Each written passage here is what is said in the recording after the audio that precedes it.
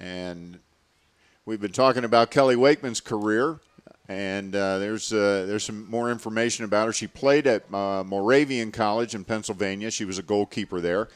Prior to coming to Montgomery College, she was the goalkeeper coach at Muhlenberg College, also up in Pennsylvania. We just had a close miss there, and now she teaches reading at Rockville High School. She also teaches a high school prep class. Decent shot from Morgan Vandenberg there, and great restraint by Ana Santiago. We saw some of the earlier games. Santiago wanted to attack every ball, and that time she made a great decision to sit back in the net and play the ball. As you can see here, she's in position to make a save there and doesn't have to put her hand on it as it goes out of bounds. But there were earlier games this year where she may very well have been out of position or early out of position and really had to hustle back, but she made the right decision at the right time. All right, so Rockville throws it in, and it's going to go back Catonsville way. Witowski. And Michael, we just talked about Coach Wakeman. There's a couple other important things to know about her to display her character. First of all, a native of New Jersey, so we know she's mentally tough. Absolutely. Of course, I have a New Jerseyite sitting next to me, and you're not prejudiced in the least, are you? No, I just know where I come from, you know? The mean streets of suburban New Jersey. Oh, yeah, in Hightstown, New Jersey, there was, we had the Fridays and a lot of dangerous spots. Circling that parking lot in the Fridays on a Friday night. Yeah. Well, meanwhile, Rockville's putting some pressure on here as Bevilacqua is way out of the goal bound Yeah, there. Speaking of coming out of the goal, and Bevilacqua made a good decision there, but didn't commit to playing the ball. Much better kick there.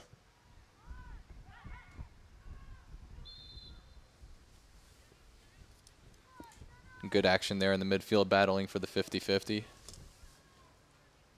Right now, I'd say it's a pretty even match. Yeah, both teams have had one really good chance and a couple shots each. And here's the first free kick we'll see at the midfield. Pretty good kick. Santiago with it. Gathers it in. Just a little bit too hard by Jenna Kilroy. She wanted to get it so one of her players could make a play. And off the hop, ball went right to Santiago.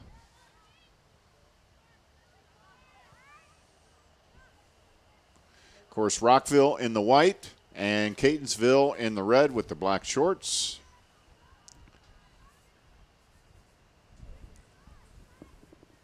And here comes Cindy Climaco. She loves to make those runs up the right side. Boy, she does. Very aggressive player, one of the captains on the team.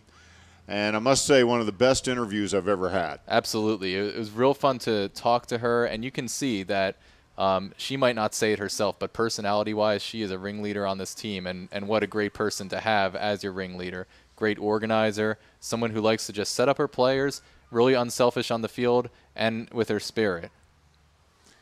There's a pass ahead, and again, Bevilacqua comes out, and boy, she made the right move there, too. Absolutely. Well played by Bevilacqua. Beka trying to close in on the action there. Well, Walcott is Coach Walcott of Catonsville is very impressed with Bevilacqua. She's a freshman. She's from California.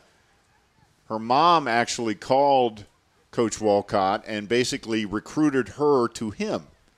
And she came to Catonsville. She came early, played on their 7-7 team, and has really adapted well to the East Coast and is really doing a great job for him in the goal. Yeah, and you can see that experience has really helped her out.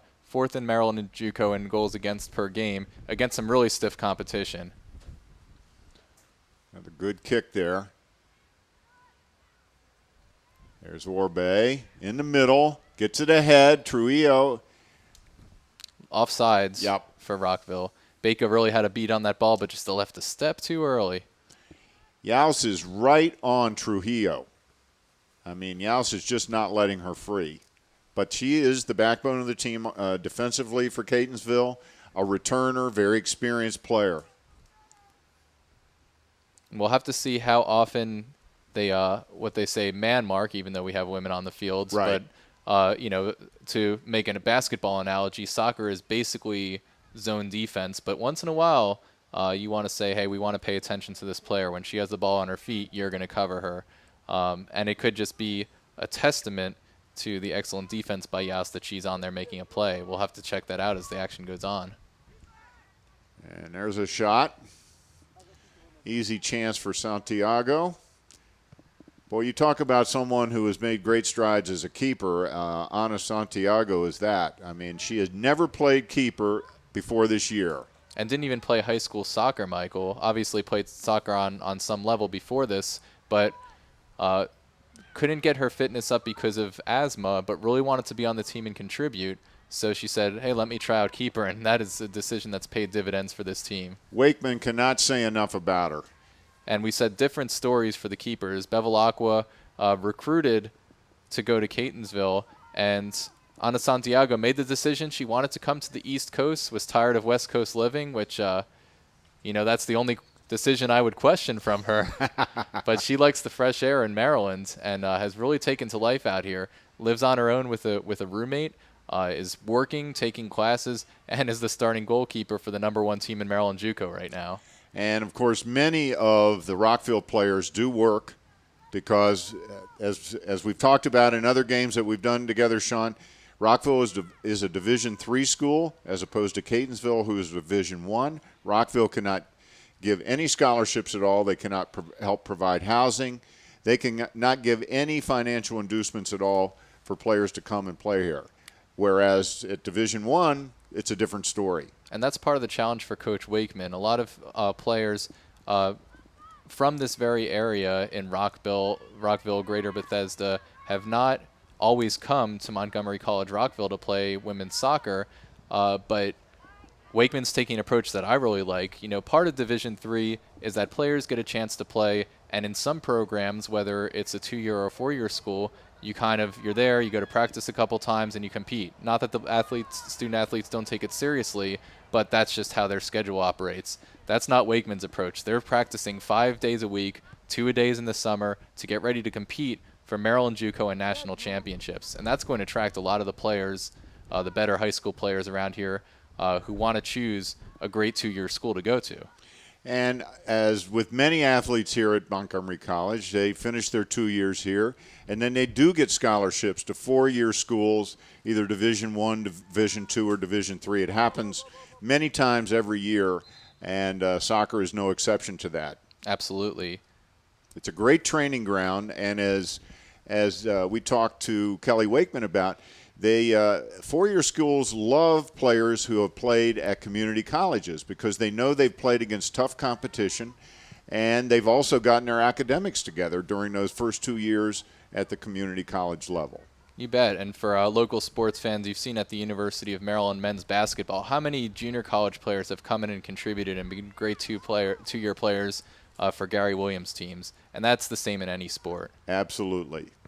It's a better risk when a player has played 2 years at a 2-year school rather than coming right out of high school. Here's Kilroy again on the wing. Ball played a little bit too far to her from Vandenberg, but that's a tandem that's really going to try to get things going. So far, no score. And we're already in the 16th minute of the first half. Coming to you from Montgomery College, Rockville. And Catonsville's really controlled the action, but when Rockville is able to leak out, they've gotten some really good chances. So it's going to be up to Rockville to have that patience and up to Catonsville to really get that transition defense when they do get burned deep. Right now, Rockville has had the better chances, but still no score from either team.